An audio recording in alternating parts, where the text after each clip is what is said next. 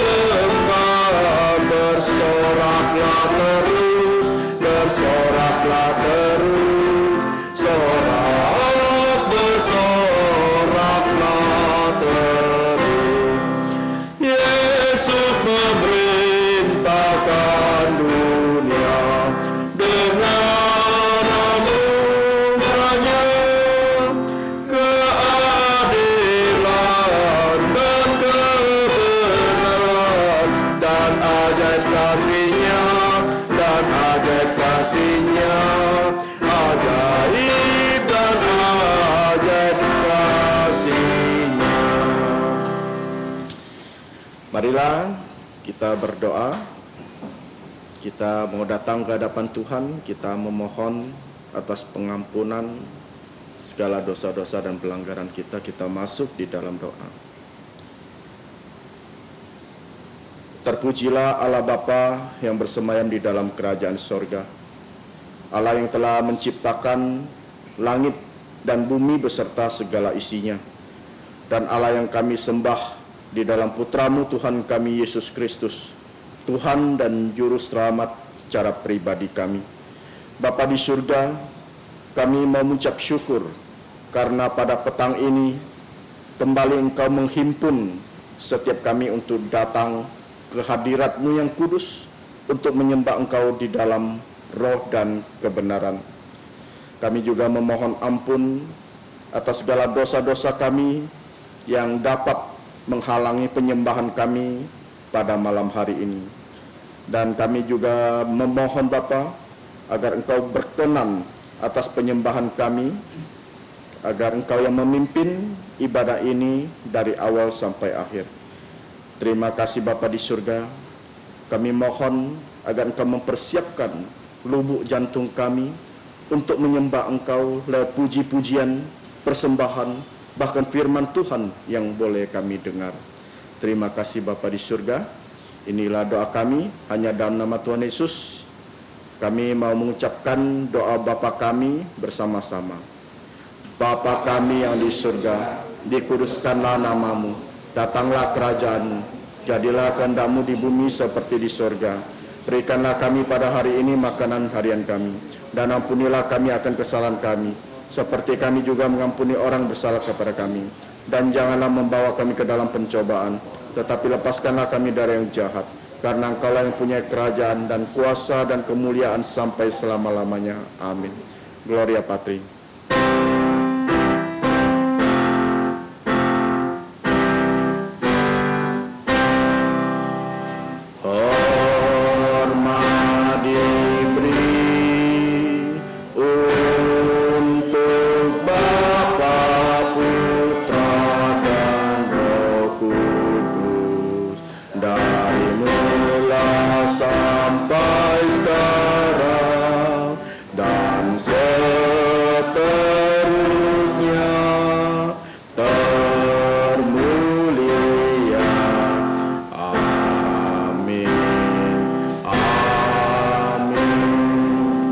Saudara-saudari, dipersilakan duduk kembali.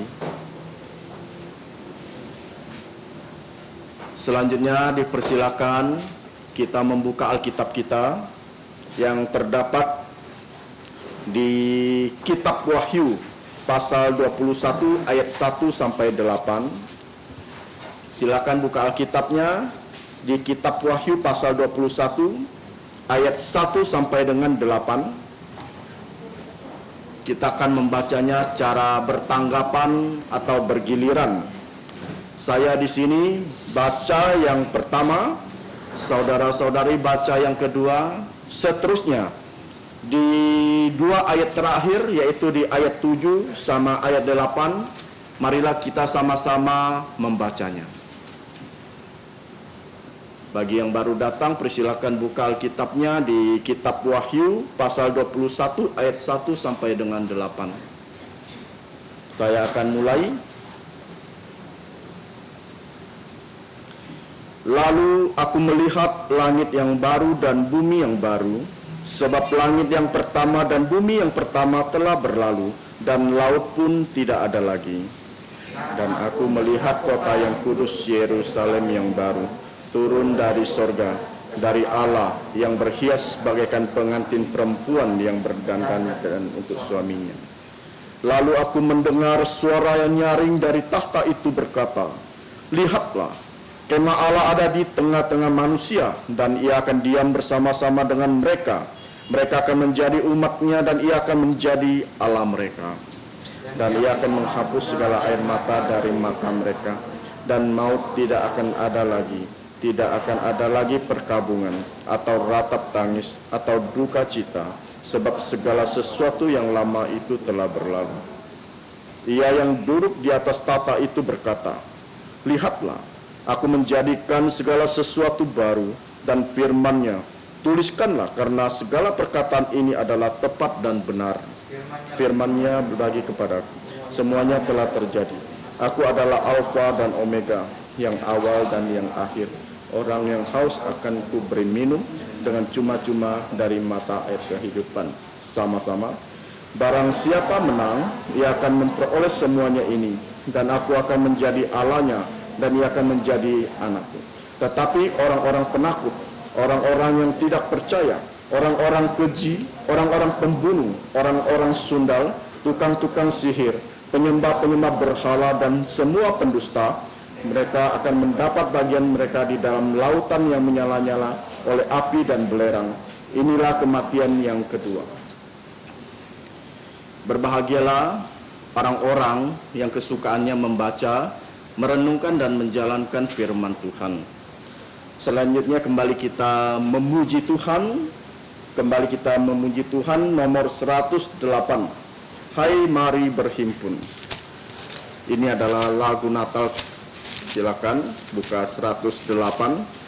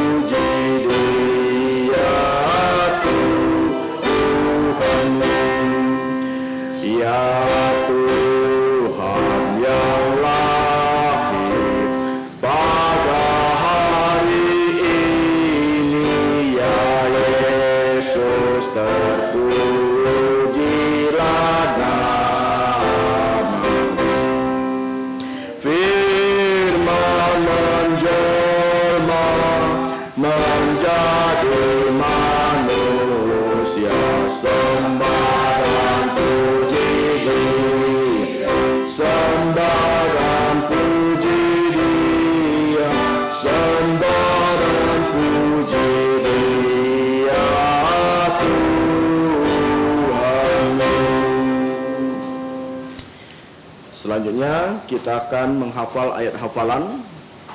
Silakan melihatnya di buletin terletak di kolom paling bawah. Buletin, silakan melihat. Yaitu di Yesaya pasal 8 ayat 4, kita akan membacanya 2 kali, kita coba menghafalnya sekali ya. Kita mulai, 1, 2, 3. Yesaya pasal 8 ayat 4. Ia akan menjadi tempat kudus, tetapi juga menjadi batu sentuhan dan batu sandungan untuk kedua kaum Israel itu, serta menjadi jerat dan perangkap untuk penduduk Yerusalem. Sekali lagi kita coba membaca, setelah itu kita coba menghafal ya. 1, 3. Yesaya pasal 8 ayat 4. Ia akan menjadi tempat kudus, tetapi juga menjadi batu sentuhan dan batu sandungan bagi kedua kaum Israel itu, serta menjadi jerat dan perangkap bagi penduduk Yerusalem. Sekali lagi kita coba menghafal ya. Kalau belum bisa menghafal, silakan buletinnya bawa pulang. Dalam 1 minggu ini kita coba menghafalnya ya. Kita mulai kembali, 1, 3. Yesaya pasal 8 ayat 4. Ia akan menjadi tempat kudus, tetapi juga menjadi batu sentuhan dan batu sandungan bagi kedua kaum Israel itu, serta menjadi jerat dan perangkap bagi penduduk Yerusalem. Selanjutnya kita melihat warta jemaat. Saudara-saudari bisa melihatnya di buletin terletak di kolom paling bawah ya. Di situ juga tertera jadwal pelayanan tahun Tuhan 2021, jadi saudara-saudari bisa melihat yang liturgos, yang khotbah, dan juga musik, pelikte, dan dalam pelayanan yang lain kita bisa melihatnya. Warta gereja kita yang pertama, doa dan puasa akan dilakukan secara sukarela ya, di rumah masing-masing mulai kebaktian ini berakhir sampai besok sore jam 6. Jadi setelah kebaktian ini berakhir, kita akan doa puasa ya sampai besok sore jam 6 petang ya. Warta gereja kedua, Natal di Sungai Raya Dalam akan diadakan pada tanggal 19 Desember tahun Tuhan 2021. Ingat, tanggal 19 Desember. Jadi mengundang saudara-saudari ya bisa menghadirinya, bukan hanya menghadirinya tetapi juga bisa mengajak keluarga terdekat, keluarga, sahabat, semuanya boleh ajak untuk datang kita sama-sama beribadah kepada Tuhan. Oke. Yang ketiga, kelas pengetahuan dasar Alkitab di Sungai Raya Dalam. Jadi untuk saudara-saudari yang ingin dibaptis, reafirmasi iman dan pindah anggota diharapkan mengikutinya setiap minggu sore jam 5.30 mulai sampai jam 6 ya. Ada yang pertama kali hadir? Saya lihat tidak ada. Kita akan memberikan yang terbaik untuk Tuhan. Kita akan memberi persembahan. Sambil menjalankan persembahan, kita buka pujian 305. Diharap Andi Wijaya untuk bersiap-siap. 305 kita membuka pujian sebagai persembahan, lagu persembahan. 305.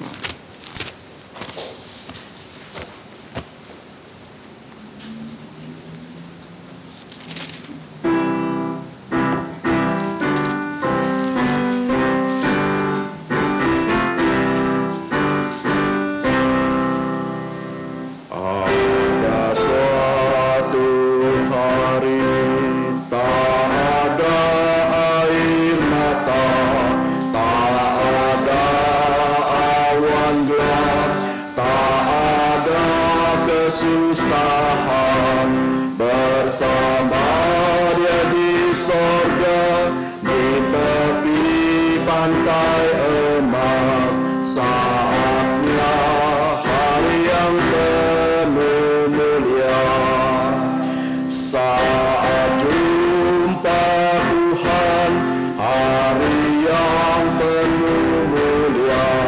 Ku kan tatap wajahnya dan rahmatnya menebusku. Ia memegang tanganku ke tanah yang dijanjinya. Saatnya hari yang penuh mulia. Ada suatu tempat tiada ketakutan, tiada sakit, tak ada perpisahan.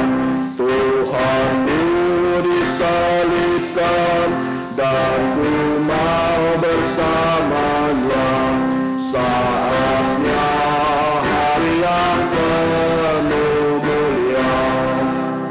Saat jumpa Tuhan, hari yang penuh mulia. Tatap wajahnya dan rahmatnya menebusku. Dia memegang tanganku ke tanah yang dijanjinya. Saatnya hari yang penuh mulia. Saudara-saudari dipersilakan bangkit berdiri. Kita menyanyikan doksologi.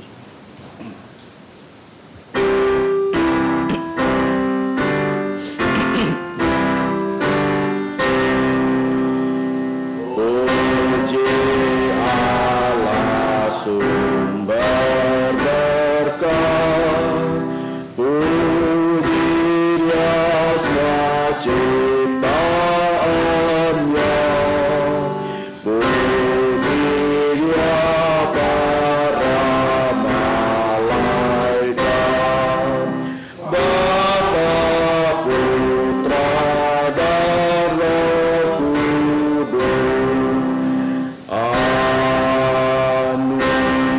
Mari sekali lagi kita berdoa.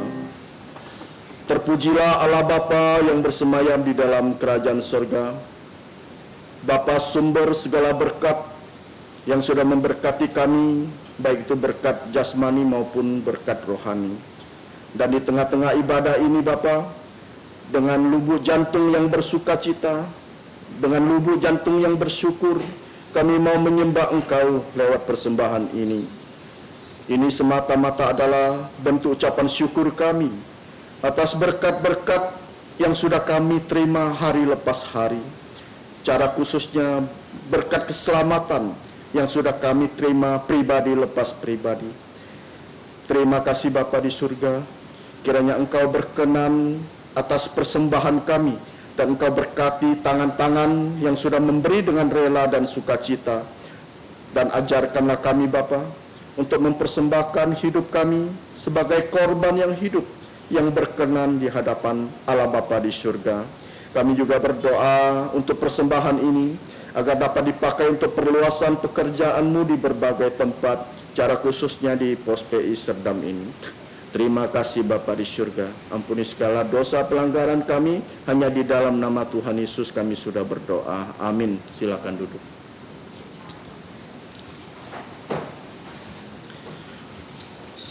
Anak-anak boleh menuju ke ruang bawah untuk ikut sekolah minggu. Selanjutnya, marilah saudara-saudari kita persiapkan lubuk jantung kita.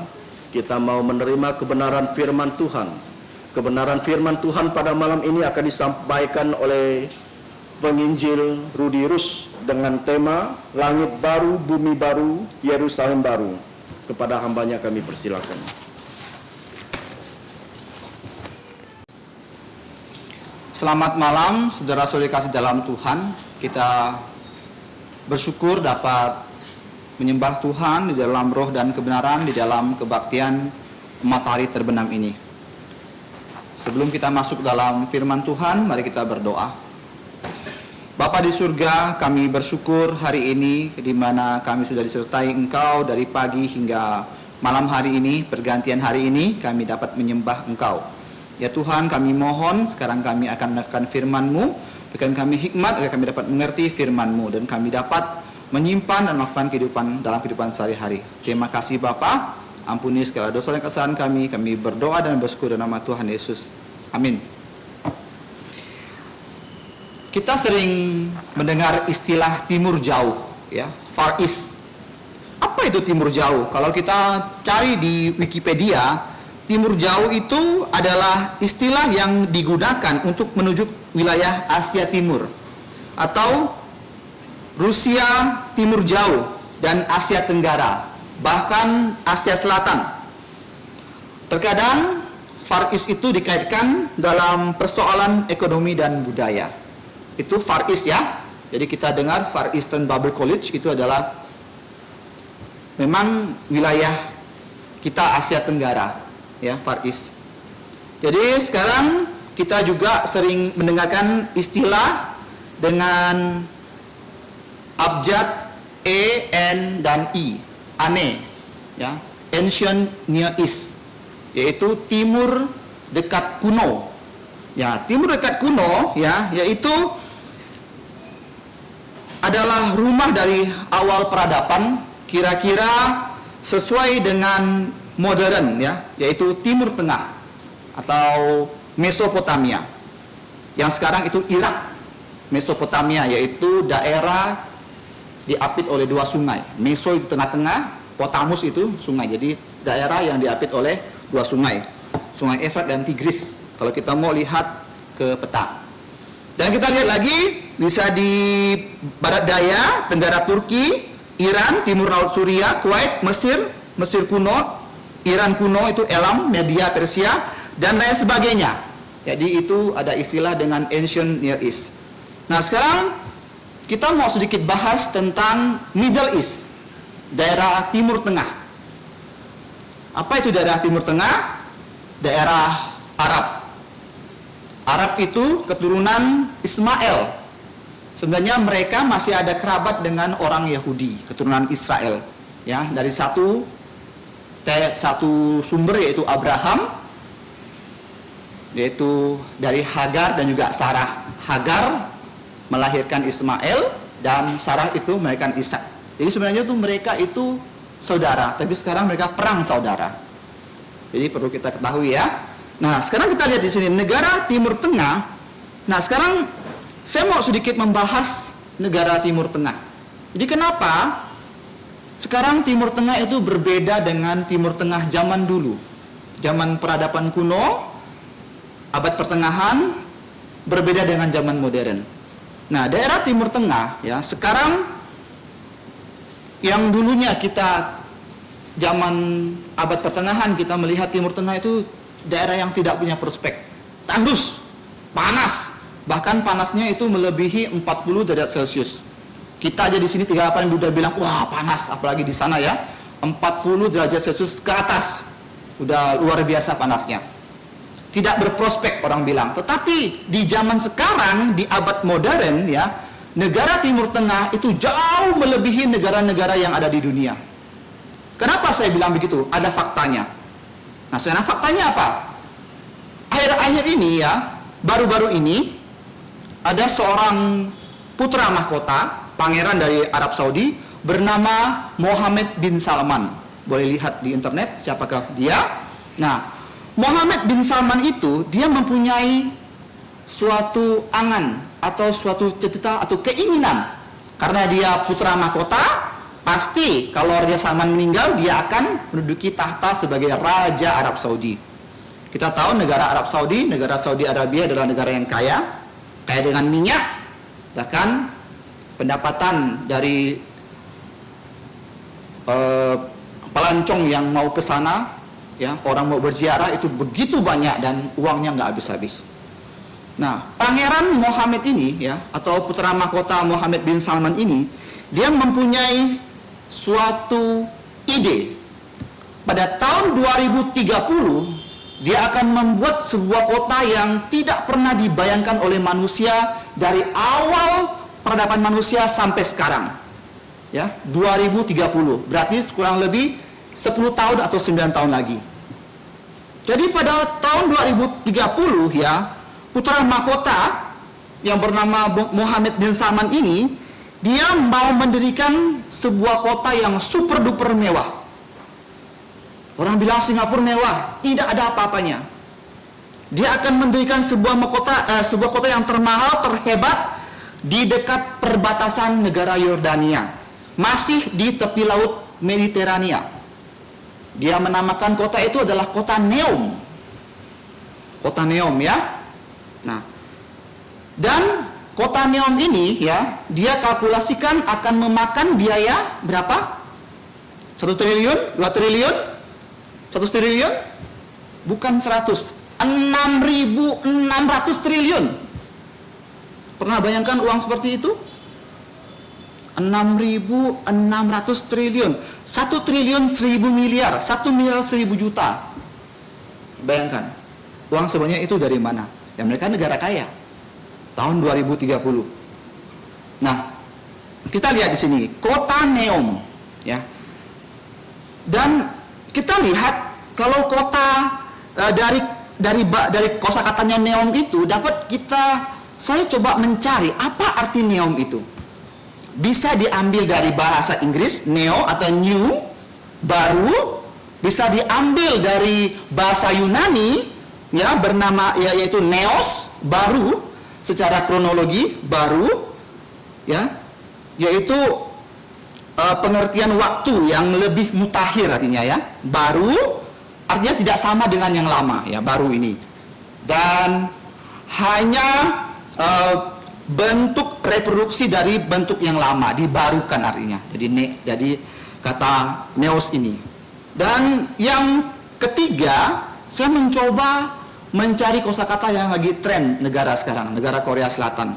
Saya dapat ternyata neomu. Apa arti kosakata neomu dalam bahasa Korea? Yang senang Korea mungkin tahu apa neomu. Mungkin intonasinya neomu gitu ya. Apa? Terlalu megah. Jadi dia ambil kata ini ya, begitu banyak aspek kata-kata yang dapat kita pelajari dari kata ini. Ada 3 bahasa neo, atau Neos atau Neumu. Nah, kota ini yang jelas kota ini terlalu megah, benar-benar baru menurut mereka, super duper biasa, luar biasa mewah, 6.600 triliun. Nah, kita lihat di sini. Sekarang negara Timur Tengah itu berlomba-lomba ya, untuk menjadi nomor satu. Siapa di sini tahu bangunan tertinggi? Mungkin ada sudah tahu ya, yang film Mission Impossible. Apa bangunan tertinggi? Burj Khalifa, 163 lantai.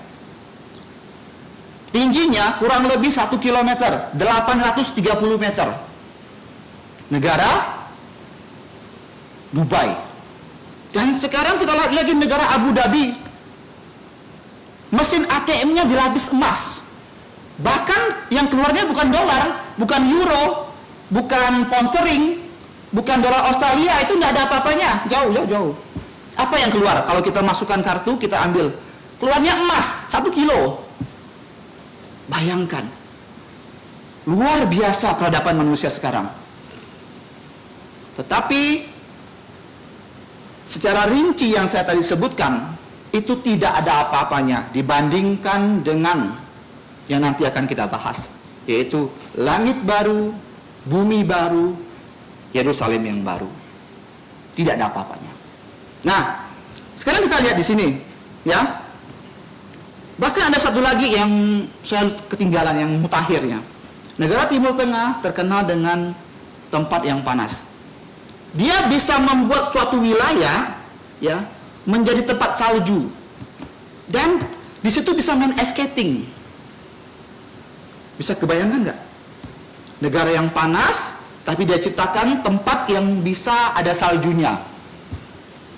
Wah, luar biasa kalau kita mau membayangkan hal ini ya. Kok bisa manusia seperti itu?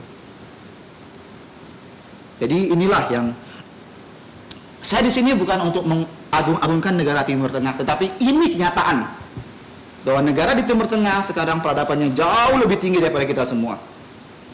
Bahkan negara Eropa pun bisa kalah dengan mereka yang mengatakan peradaban mereka lebih tinggi. Nah, kita lihat di sini. Ini adalah contoh beberapa gemerlap dunia yang ditawarkan oleh dunia. Ya, yang membuat manusia melupakan tempat yang pernah Tuhan Yesus katakan. Tempat yang pernah Tuhan Yesus janjikan. Yang nanti akan kita bahas secara singkat. Dalam kebaktian sunset ini, ya, kita belajar dari kitab Wahyu.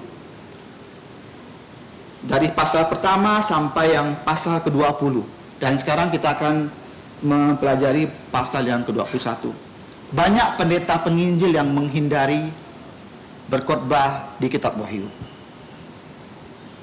Karena apa? Mereka nggak ngerti. Mereka sulit untuk menjabarkan. Tetapi puji Tuhan, ya, di Sunset ini, di Sunset Gospel Fellowship ini, kita belajar kitab Wahyu perlahan-lahan, step by step, dan sekarang sudah sampai pada pasal-pasal pamungkasnya. Kalau bahasa sekarang itu namanya paripurna ya, pasal-pasal paripurna. Oke?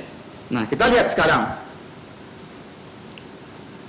pasal 20, pasal 20, 21, 22 saya katakan itu pasal puncak, pasal paripurna. Kenapa? Karena kalau kita mau kilas balik ke pasal 20 yang minggu lalu dibahas atau dikhotbahkan oleh penginjil Petrus Kesan tentang the great white throne, yaitu tahta putih yang besar. Karena pada waktu the great white throne, ya, Tuhan akan melenyapkannya langit bumi yang sekarang ada ini. Sebab langit dan bumi sekarang yang sudah ada adalah tempat yang tercemar. Tempat yang tercemar bukan tempat kudus. Bukan tempat yang bisa masuk ke tempat yang baru nanti yang akan kita pelajari pada pasal yang ke-21. Karena apa? Kalau kita melihat ke satelit, ya, kalau kita mau belajar yang lebih menggali ilmu lagi, kita melihat internet di satelit itu sudah banyak bangkai-bangkai, bukan bangkai manusia ya, bangkai-bangkai satelit, stasiun luar angkasa. Itu sudah banyak di atas bumi kita, di angkasa nih, sudah banyak. Sudah bahkan kalau udah nggak bagus jadikan bangkai, ya udah mengapu terbang kemana-mana, ya. Artinya itu mengambang, nggak terbang, ngambang kemana-mana. Sudah tercemar. Allah memberikan otoritas kepada kita bukan untuk menguasai luar angkasa, tidak. Bukan, kita hanya diberi otoritas untuk mengelola bumi ini, bukan untuk keluar angkasa. Bahkan sekarang saya mendengar ada sebuah agent tour, ya, untuk orang kaya, ya, bukan untuk kita. Tur ke luar angkasa. Dia tur. Kalau kita ya tidak mampu lah. Tapi tenang, nanti kita akan ke sana. Ya, pada saat Tuhan Yesus datang kedua kali kita akan ke sana. Melebihi tur, kita akan di sana. Nah, tercemar sudah. Di bumi ini terdapat bermiliat-miliat bangkai. Ya, kenapa bangkai? Kalau mayat busuk aja bangkai namanya. Kalau mayat, ya, diawetkan masih mayat, tapi kalau udah dibiarkan jadi busuk jadi bangkai. Dari binatang, baik binatang darat, laut, unggas, dan juga manusia. Berapa miliar manusia dari awal penciptaan sampai sekarang? Kalau kita mau belajar dari New Testament, Old Testament, itu pada zaman Nuh, ya, ada orang menghitung udah bermiliar orang ya dimusnahkan oleh Tuhan dengan air bah. Sampai sekarang berapa miliar? Bangkai itu di bumi ini sudah tercemar. Kemana-mana kita lihat kuburan kan, sudah tercemar. Jadi ini yang tercemar ini mau dimusnahkan, mau dihilangkan, ya. Dan bukan dengan banjir global seperti zaman Nuh. Bukan. Karena Allah sudah berjanji, ya, nanti dia akan memusnahkan bumi ini dengan api. Api ini sifatnya itu consuming, mengkonsumsi, memakan habis. Ya, api sifatnya, ya. Kalau kamu nggak percaya, kamu ambil pakaian kamu bakar, habis dia. Atau diri kamu cemplungkan ke api, habis juga. Jadi abu kan? Seperti itu, ya, consuming, memakan habis. Jadi ini sifat api. Jadi karena Allah menggunakan api ini untuk mengkonsuming, untuk menghabiskan, bukan air. Jadi pada akhir zaman ini Tuhan akan menghancurkan dunia ini dengan api, yaitu yang memakan habis. Tetapi untuk orang-orang percaya tidak dimakan habis. Karena apa? Orang percaya kena api murni, semakin murni karena kotorannya dia, Pak. Kalau kita lihat orang takim, ya, dia akan dengan api. Saya pernah lihat orang takim, ya, bakar itu emas itu untuk memberikan emas tuh. Dia pakai api yang ratusan derajat Celcius, dia semprot itu, jadi keluar kotorannya. Nah, itu untuk memurnikan. Jadi api itu satu untuk orang yang tak percaya, untuk hal yang kotor itu di consuming. Tapi untuk orang-orang percaya Yesus itu memurnikan. Oke, ya, sekarang kita lanjut. Nah, kita masih tetap di ayat pasal 20, ya, yaitu pasal ayat 11 sampai 15, yaitu tata putih yang besar. Nah, kita lihat pada tata putih yang besar itu terjadi pemisahan, divided, ya, pemisahan, ya. Jadi konsep pemisahan ini bukan hanya pada saat Tuhan Yesus datang untuk memisahkan antara kambing dan domba, bukan. Tetapi konsep pemisahan itu sudah ada pada pertama kali Tuhan menciptakan alam semesta ini. Pada hari pertama, jadilah terang. Allah memisahkan antara terang dan gelap. Itu sudah ada pemisahan. Jadi kalau kita belajar doktrin biblical separation, itu bukan doktrin yang baru, bukan. Itu sudah ada pada zaman awal dunia ini. orang sangat alergi dengan doktrin ini ya. Tapi itu sudah ada di Alkitab. Di awal dan di akhir. Zaman Tuhan Yesus juga, Tuhan Yesus ada bilang seperti itu. Nah, ini adalah pemisahannya. Pemisahan ini ya terbagi menjadi dua. Kalau saya teliti di sini terbagi menjadi dua, yaitu yang pertama kitab. Nah, kitab ini yang 1A itu terdiri dari 3 poin, yaitu kitab 3K, karsa, pikiran kita, ya, niat kita, kehendak kita, kata yang keluar dari mulut, dan juga kerja. Dibuka itu, kita nggak bisa berdalih. Apa yang kita pikirkan, apa yang kita katakan, apa yang kita kerjakan, sudah ada di buku itu. Dan Tuhan akan menghakimi sesuai dengan itu. Dan kita tidak bisa berdalih. Itu pemisahan poin 1A. Nah, yang 1B itu adalah kitab kehidupan. Ya, artinya mereka adalah yang termasuk di kitab kehidupan ini adalah orang-orang pilihan yang menerima penebusan Tuhan Yesus dari Adam sampai yang terakhir. Ada orang bertanya, kan Tuhan sebelum lahir pada waktu Adam diciptakan? Tidak. Adam, Tuhan Yesus sudah ada sebelum Adam ada. Dan Tuhan Yesus adalah anak domba yang disembelih sebelum fondasi dunia. Efesus 1 ayat 4. Itu sudah ada, dipilih. Ya, itu sudah ada. Jadi tadi pemisahan yang pertama 1A, 1B sudah kita kasih tahu. Dan sekarang pemisahan yang kedua, keadaan. Apa keadaan? Ya, keadaan sekarang yang poin 2.1 itu keadaan mereka yang tidak percaya kepada Yesus. Dari awal zaman Adam sampai zaman terjadi di Wahyu pasal 20 ini. Yaitu mereka ya yaitu neraka, yang masuk neraka, yang mereka akan dilemparkan ke danau api, the lake of fire. Nah, sekarang 2.2 itu sudah masuk ke pasal 21. Apa itu? Keadaan. Ya, keadaan mereka yang percaya dengan Tuhan Yesus. Jadi keadaan mereka yang percaya Tuhan Yesus, yang percaya dengan janji Allah, percaya dengan proto-evangelism, ya, pada kitab Kejadian pasal 3 ayat 15, mereka yang percaya akan mendiami tempat baru, keadaan yang baru, tempat baru, yaitu kekal permanen, yaitu langit baru, bumi baru, Yerusalem yang baru. Secara spesifik akan dibahas minggu depan tentang Yerusalem yang baru.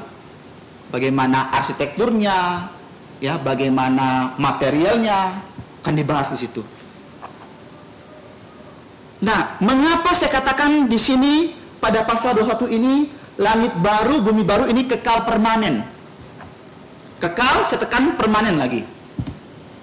Kenapa? Karena ada kekal semi permanen. Nah, apa itu? Ya, atau bahasa teologinya itu intermediate state. Apa itu? Surga dan neraka itu intermediate state, loh. Bukan selama-lamanya. Artinya nanti Yerusalem yang baru, nanti saya akan jelaskan lebih supaya kita semua mengerti. Ya, kenapa saya katakan neraka dan surga itu semi kekal? Kenapa? Karena kekalnya kekal suasana, tapi tempatnya itu berbeda. Suasananya sama. Kalau di neraka dihukum suasananya, api, betul, kekal itu, sampai dilemparkan ke danau api, kekal apinya, suasananya dihukum, betul.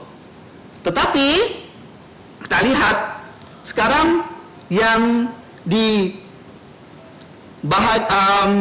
kita lihat di sini yang surga. Nah, suasana yang berbeda yaitu bahagia, bersukacita bersama Tuhan Yesus. Di langit sekarang yang permanen kekal, yaitu di langit yang baru, bumi yang baru, Yerusalem yang baru. Nah, sekarang kita masuk ke dalam Wahyu pasal 20 ayat 1.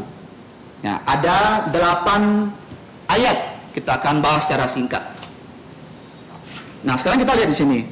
Yohanes, ya, saya akan bacakan pasal 21 ayat pertama. Lalu aku melihat langit yang baru dan bumi yang baru, sebab langit yang pertama dan bumi yang pertama telah berlalu dan laut pun tidak ada lagi.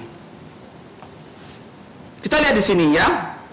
Rasul Yohanes, ya, putra Zebedius, diberi visi oleh Tuhan, yaitu langit yang baru, bumi yang baru, dan Yerusalem yang baru. Karena apa? Yerusalem yang lama akan lenyap. Ya, bumi yang lama akan lenyap. Langit yang lama akan lenyap. Kalau kita mau baca di dalam Kejadian pasal 9 ayat 11, Tuhan akan memusnahkan itu semua. Dan kalau kita mau baca di Perjanjian Baru, Lukas 21 ayat 33. Sekarang kita buka Perjanjian Baru, Injil Lukas pasal 21 ayat 33. Memang tidak tersurat tetapi tersirat di sini, ya. Lukas 21:33.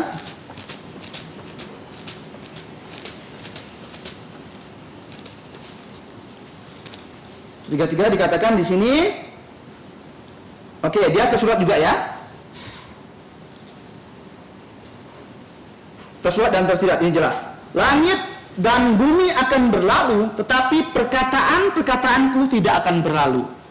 Nah, ini sudah Tuhan Yesus katakan, langit dan bumi ini akan berlalu, tapi firman perkataan-perkataan Tuhan tidak akan berlalu. Jadi jelas, ya, Tuhan katakan di sini. Jadi apa yang terjadi di Wahyu itu menggenapi apa yang dikatakan oleh Tuhan Yesus di Injil dan apa yang dikatakan oleh Bapa di kitab Kejadian. Itu digenapi pada Wahyu pasal yang ke-21. Nah, sekarang kita lihat di sini, kata baru di sini itu bukan neos lagi, tetapi dipakai kainos.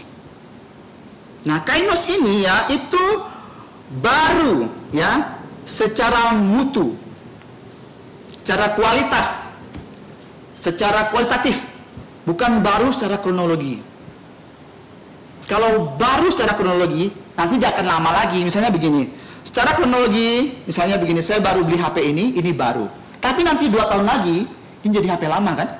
Baru secara kronologis saat ini, tapi 2 tahun lagi akan menjadi usang. Tetapi kalau baru secara mutu, itu baru terus. Nah, kata yang dikatakan di sini, baru secara mutu, kainos. Dan kata yang dipakai itu kainon dan kairen. Karena, ya, kosakata Ibrani, ya, dia punya kata sifat mengikuti kata bendanya, yaitu uranon dan gen. Uranon itu langit, gen itu bumi. Ya, secara mutu baru ini seperti perjanjian baru ini, bukan baru secara kronologi tetapi baru secara mutu, kaine diateke. Jadi saya tidak membahas struktur bahasa Yunani, ya, karena kita bukan kuliah di sini, kita di sini khotbah, bukan kuliah. Kalau saya bahas tidak habis-habis, ya, dalam bahasa Yunani. Jadi kita lihat di sini, dikatakan tidak akan ada laut lagi. Kenapa tidak akan ada laut lagi? Kalau secara ilmu pengetahuan alam, IPA, ya, dulu saya belajar IPA. Jadi pengetahuan alam, ya, kalau laut ini, air laut ini bersifat, ya, menetralisir, ya, bersifat mengawetkan, bersifat membunuh kuman, karena dia asin. Ya, jadi kita lihat di sini, sifat dari asin itu bisa menghancurkan dan juga bisa mengawetkan. Nah, jadi laut tidak perlu lagi, karena nanti kalau kita baca tidak akan ada maut lagi, tak akan ada kematian lagi di langit yang baru, bumi yang baru, dan Yerusalem yang baru. Secara ilmu pengetahuan, kalau tidak ada laut maka tidak ada hujan. Kenapa saya dikatakan seperti itu? Karena kalau laut itu, ya, itu erat melekat dengan siklus terjadinya hujan. Saya yakin dan percaya, ya, kalau orang ada belajar tentang siklus hujan, pasti laut itu berperan penting. Karena laut menguap, membentuk butiran air di awan penuh, dan dia hujan, dan kembali lagi seperti itu. Jadi kalau tidak laut berarti tidak ada hujan.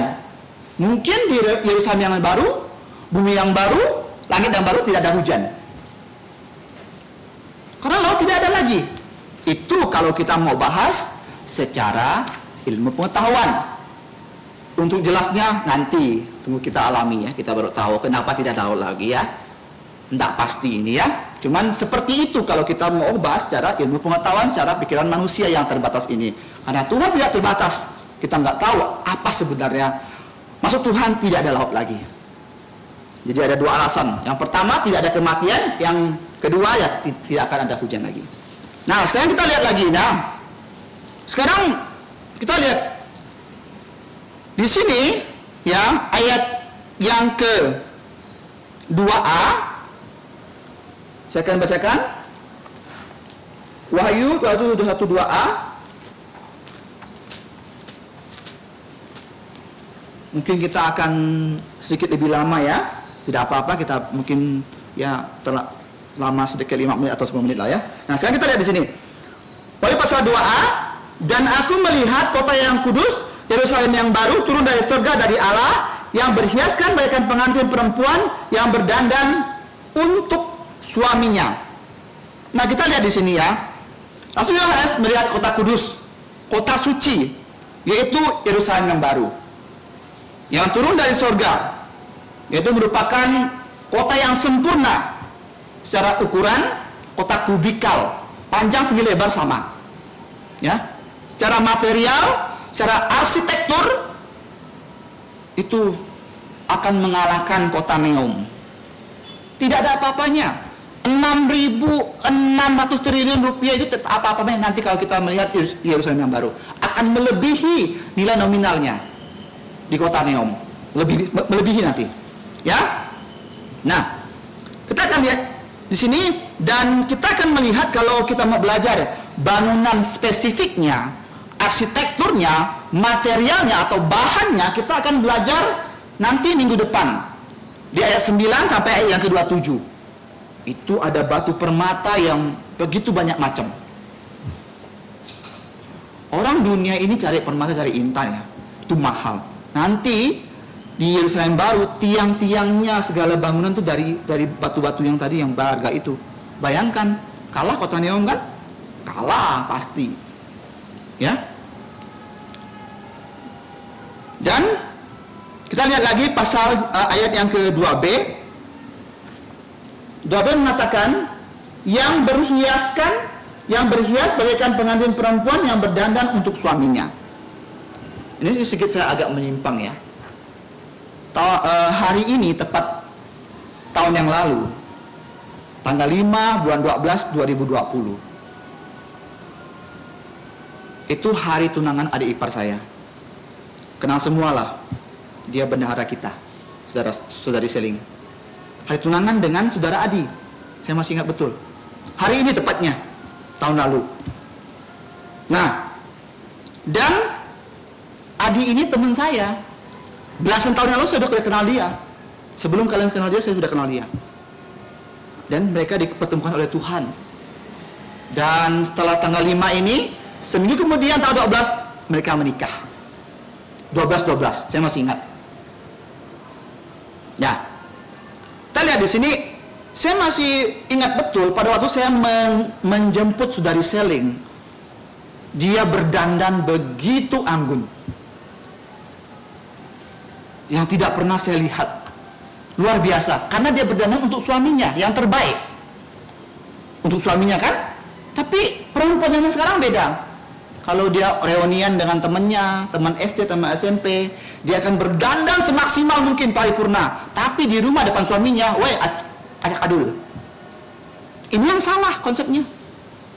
Sama suami orang kamu berdandan paripurna, tapi di rumah sendiri ketemu suami kamu amburadul.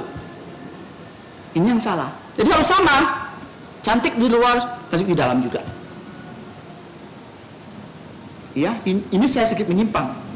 Ya, kita kita lihat kenapa saya mau menggambarkan ya bagaimana Yerusalem yang baru ini begitu indah sekali, seperti pengantin perempuan yang berdandan untuk pengantin laki-lakinya.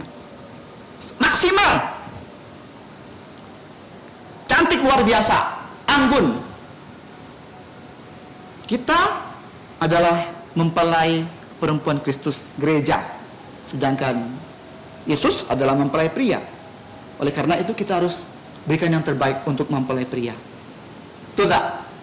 Masa misalnya Lucy mau nikah, misalnya kasih berdandan, tak mungkin lah. Pasti dia akan berikan yang terbaik, bukan? Pasti. Jadi nanti kalau udah nikah sampai di rumah jangan juga jelek-jelek, enggak usah. Berikan yang terbaik juga. Jangan kamu ketemu teman kamu bersolek, cantik di rumah, acak adul. Mana betah suamimu di rumah? Kan seperti itu. Secara manusia. Ya, jadi di sini kita lihat bahwa Yerusalem yang baru ini luar biasa. Nah, kita lihat di sini ayat 3. Ayat 3, lalu aku mendengar suara yang nyaring dari tata itu berkata, lihatlah, kemah Allah ada di tengah-tengah manusia dan ia akan berdiam bersama-sama dengan mereka. Mereka akan menjadi umatnya dan ia akan menjadi Allah mereka. Nah, ini jelas sekali kebersamaan Allah secara jasmani maupun secara rohani.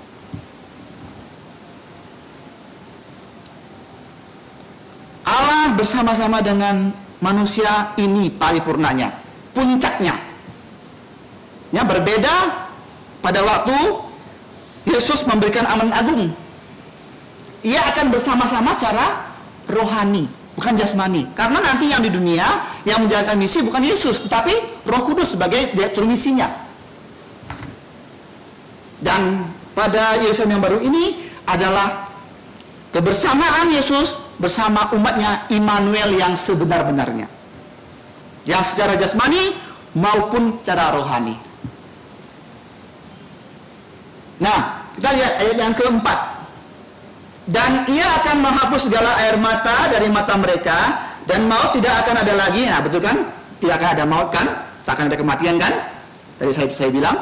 Dan dikatakan tidak ada perkabungan atau tertangis atau duka cita, sebab segala sesuatu yang lama itu telah berlalu. Jadi hal-hal yang menyakitkan dalam dunia akan Tuhan hapuskan. Apa sekarang penderitaanmu? Saudara Jack bilang, saya sakit kesepian katanya. Itu penderitaan saya. Memang saya akui seperti itu. Tapi nanti Tuhan akan hapus. Apa penderitaan saudara? Saya tidak tahu. Mungkin kalian sakit hati, kalian susah, kalian dianiaya, kalian dikucilkan, kalian di ini. Tuhan akan hapuskan pada hari itu juga.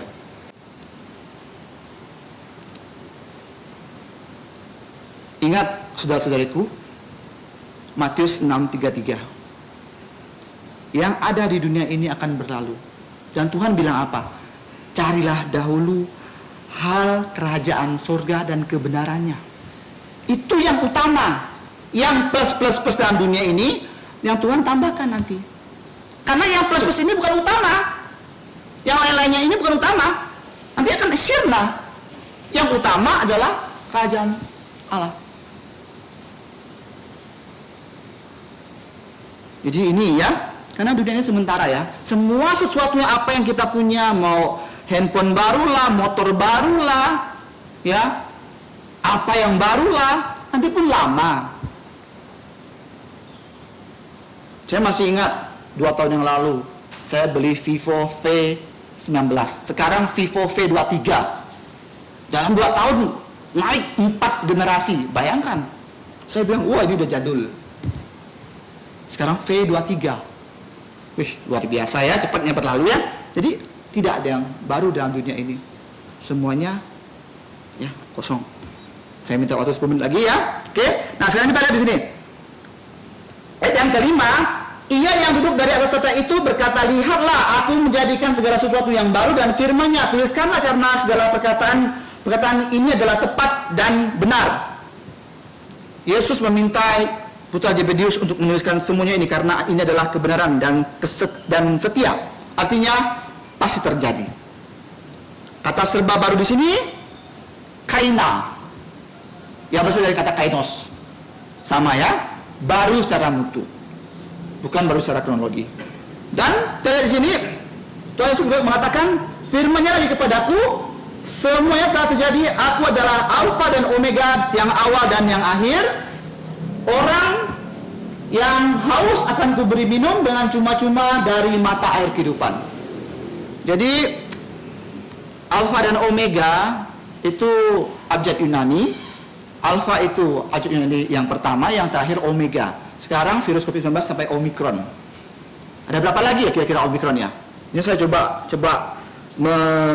memberikan sedikit ya tentang pelajaran bahasa Yunani ya. Masih ada Phi, ada Rho, Sigma, ada Tau, Upsilon, Phi, Xi, dan Omega. Masih ada beberapa abjad lagi. Jangan sampai Omega.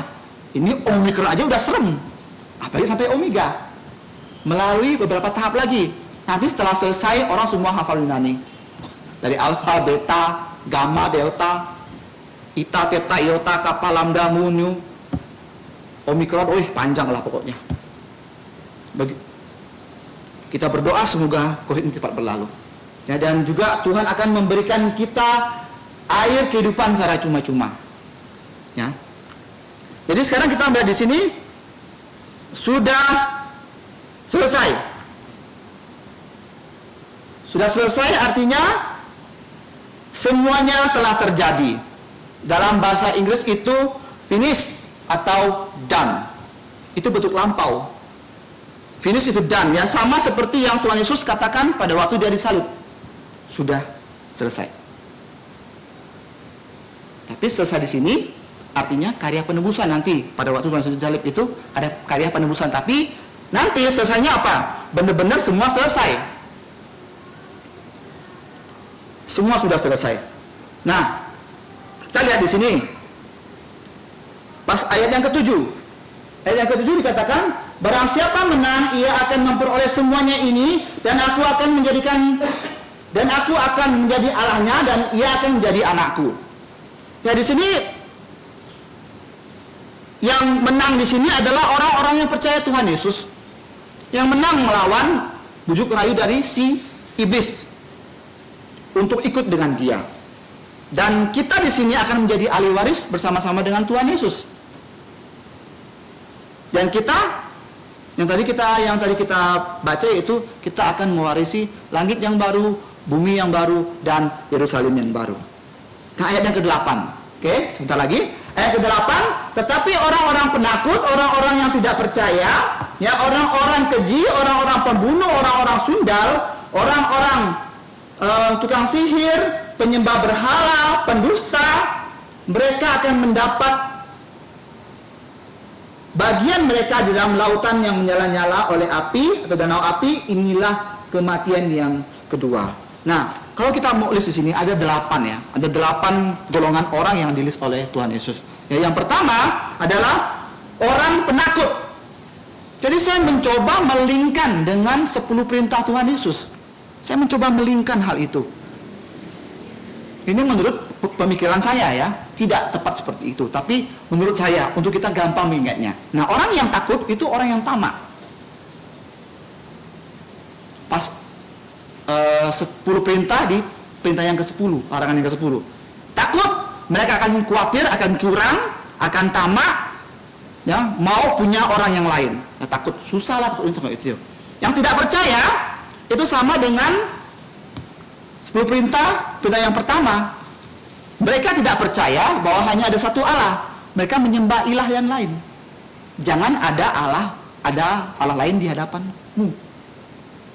Ya. Itu menurut pengertian saya ya. Sekarang kita lihat di sini, keji. Keji itu bisa masuk ke larangan yang ketiga.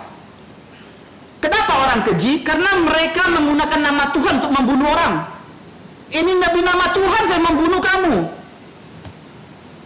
Orang yang tidak bersalah itu orang keji ya. Menggunakan nama Tuhan. Mereka melanggar perintah yang ketiga, menyebut nama Tuhan Allahmu dengan sembarangan. Keji orang itu. Membunuh orang, melakukan dosa demi nama Tuhan, itu tak boleh.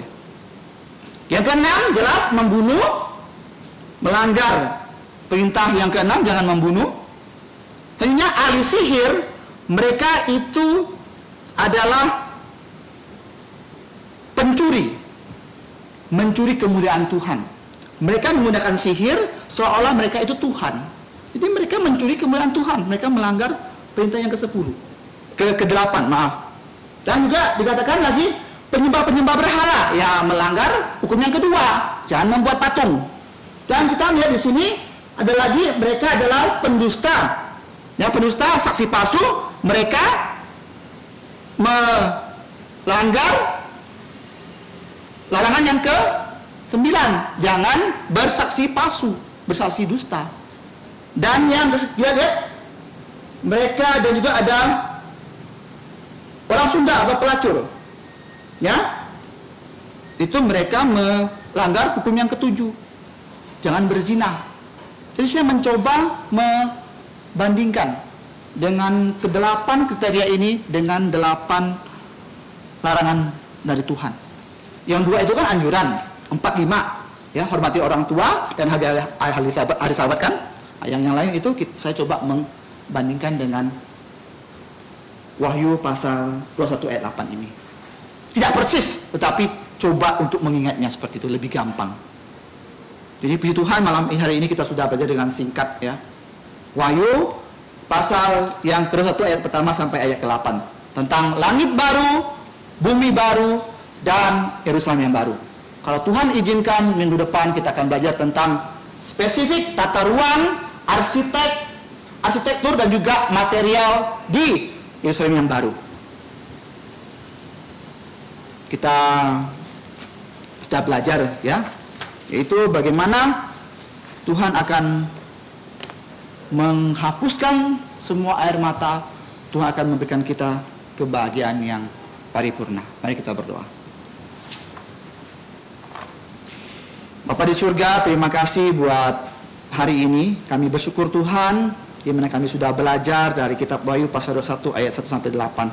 Ya Tuhan, tolonglah kami manusia yang terbatas ini dan penuh dengan kesalahan ini, karena firman-Mu tidak bersalah dan tidak pernah salah. Dan ampunilah kami kalau kami mensalah tafsirkan firman-Mu. Ya Tuhan, berikanlah kami hikmat untuk dapat mengerti firman-Mu lebih rinci lagi, dan kami dapat mengaplikasikan dalam kehidupan kami sehari-hari. Terima kasih ya Bapa, ampuni segala dosa kesalahan kami berdoa bersama nama Tuhan Yesus. Amin. 各位親愛弟兄姊妹，接下來嘅節目主要是講紀念主嘅太愛，佢俾是個四彩14教買數是咁嘅出現是咪嘅重視嘅嘢Saudara-saudari yang kami kasih dalam Tuhan Yesus, kita akan masuk dalam perjamuan kudus, mengingat kembali bagaimana Tuhan Yesus Kristus telah mati disalibkan untuk menembus segala dosa dan pelanggaran kita. Segala chong ya cái時個124小嘅時個 Kita akan menyanyikan pujian 124. 124小 124.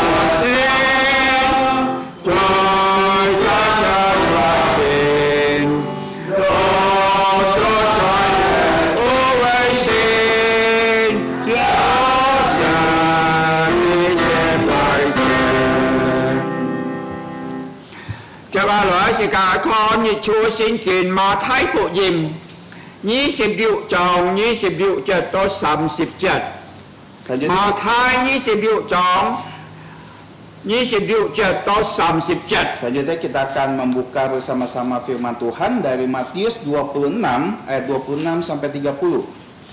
我想用这个把本来做，然后像在家里传统图那个印尼本来，这个有马太福音26章26节到30节那种记载，他们吃的时候，耶稣那一边来祝福，就撇开，去给门徒说：你们拿着吃，这是我的身体。有那一杯来就吃了，去给他们说。你们都喝这戒，因为这是我的肉的血，比当然流出来，是吹得散。但我告訴你們，從今以後，我不再喝這葡萄汁，直到我在我父的國裏同你們喝新的那日子。最後一節30，他們從了蛇吹出來幫橄欖散氣。 Saya akan membacakan dari Injil Matius 26 sampai 30, penetapan perjamuan malam. Dan ketika mereka sedang makan, Yesus mengambil roti, mengucap berkat, memecah-mecahkannya, lalu memberikannya kepada murid-muridnya dan berkata, ambillah, makanlah, inilah tubuhku. Sesudah itu ia mengambil cawan, mengucap syukur, lalu memberikannya kepada mereka dan berkata, minumlah kamu semua dari cawan ini. Sebab ini adalah darahku, darah perjanjian yang ditumpahkan untuk banyak orang untuk pengampunan dosa.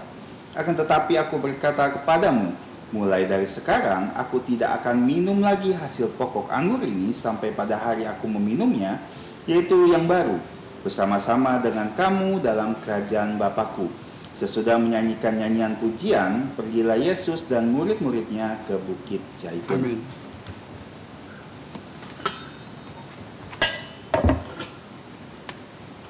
Tàu chúa Giêsu chúa theo cái ban chọn sẽ hay thay để cái liều không kỳ hạn thì na hay để cái biển lò thì con cái biển hay dí biển cái sinh thi với nhị tên sai nhị tên mi phùng xịt cái biển hay gì heo dính tổng anh nhóm hạn bị tiệt hay kỹ nhắm chúa Giêsu cái tôi thay oi cái dính cho oi sĩ cả dàn cô cái xa xin liều xét dùng cái xét bộ xét suy lời cha coi xây trang sĩ cả mi cái nhìn chui co nhóm sĩ cả mi cái nhìn tu tại cho chú cái anh tiền cho yun sẽ này phụ phun sĩ cả ở lại với cái biển tàu co mà trên trang cái nhà cả nhà chọn thô tai yang sẽ tàu co.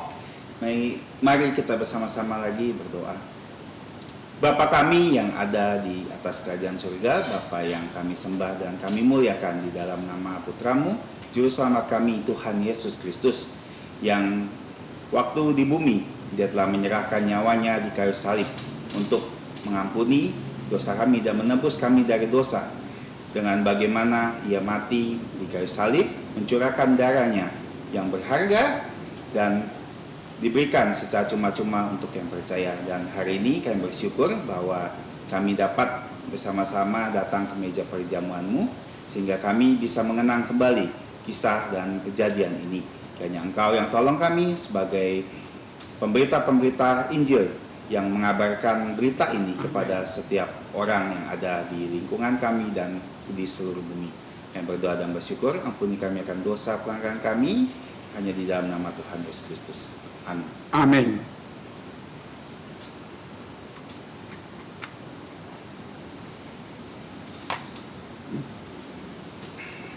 像數條蛇天上前麼地球靠近那啲病來食如果你們兩蛇問愛那啲病等到你數條蛇將來那啲病讓數條嘅病那啲病喺差人會爭滅會來未必是禱告是認識大家吹歌在主嘅面前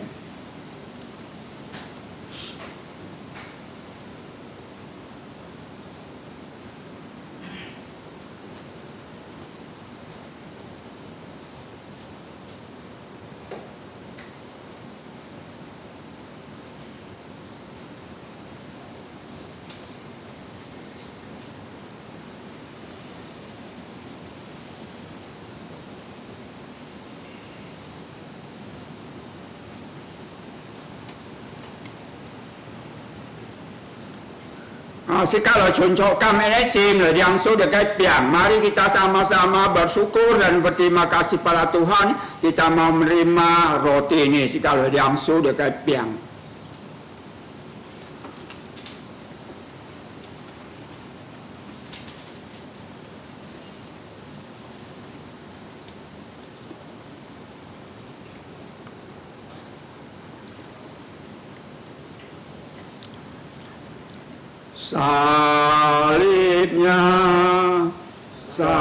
Salibnya serama mulia, dosaku disucikan oleh darah Yesus. Amin. Phán theo Chúa Giêsu thì nay thì cái bùi lợi thì chụp che điều thì con gái bùi ấy phụ thọ chip tôi giúp cho người xin thì bí nhị tên sai nhị tên mi buồn họ để phụ thọ chip ấy sẽ heo dính tông anh nhớ hàng bị chỉ đấy kỹ nhám Chúa Giêsu cái tôi thay oi chỉ có điểm số thì cái bùi người tên trang bị tại chuẩn thọ tại dạng sẽ tổ co.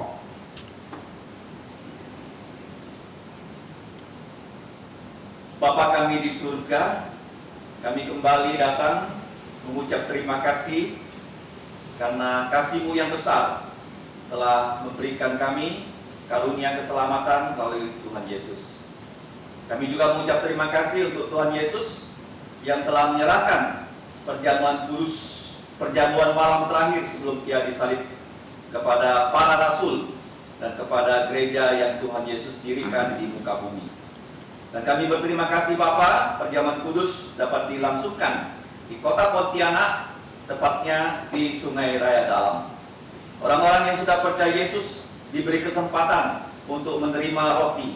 Dan sekarang kami mau menerima cawan yang berisi anggur yang melambangkan darah Yesus, yang merupakan satu-satunya cara Engkau mendamaikan kami dengan Engkau, dengan Tuhan Yesus, dengan Allah Roh Kudus.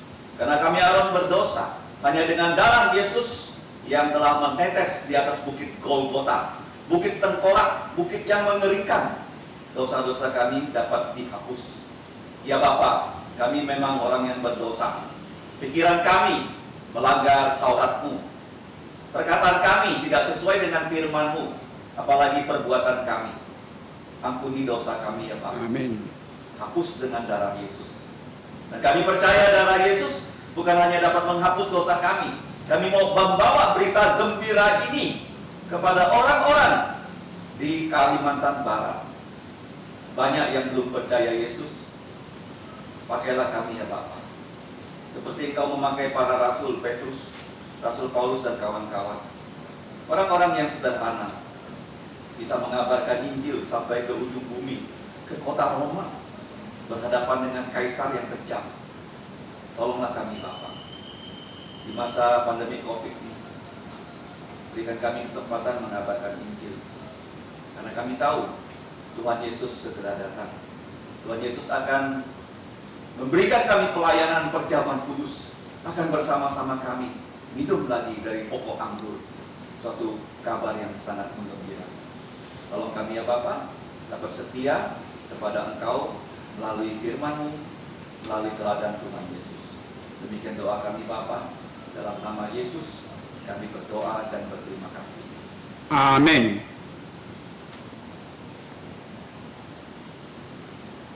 Ngài tôi đã rất vui nhìn nhận tâm này bị lỗi mình bị chỉ tỏ co xin nhìn chỉ cái chui co yang sudah menerima cawan ini tetap berdiri dan mengaku segala kesalahan kelemahan kita dan minta pengampun daripada Tuhan segala kiucu nyau susika kianku sika sin sim.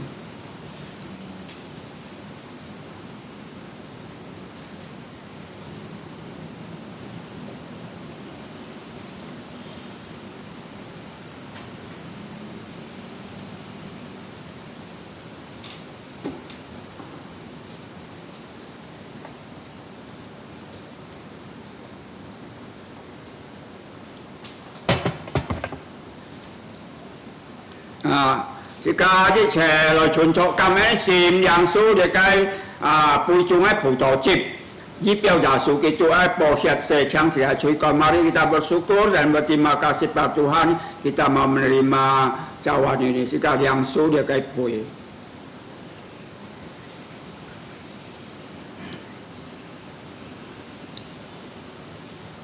Tuhan terima kasih. Tuhan terima kasih. Tuhan di dalam surga, ku ucap terima kasih. Amin.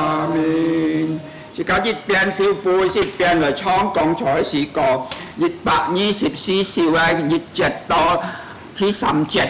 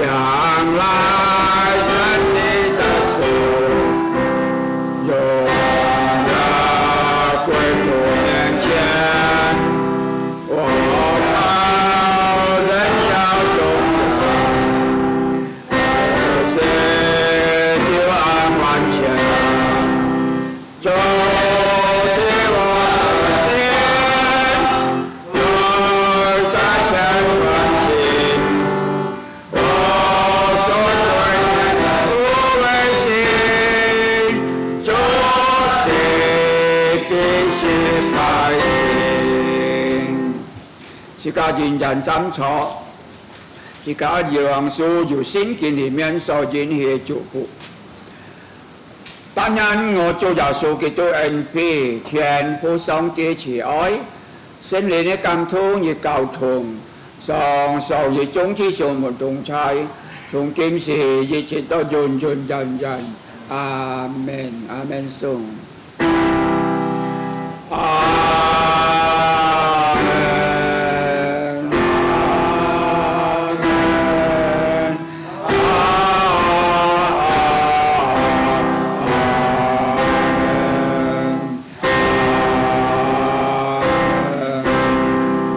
上朝滅多山飛，因上帝祝福大家，最後是教來創人做師傅。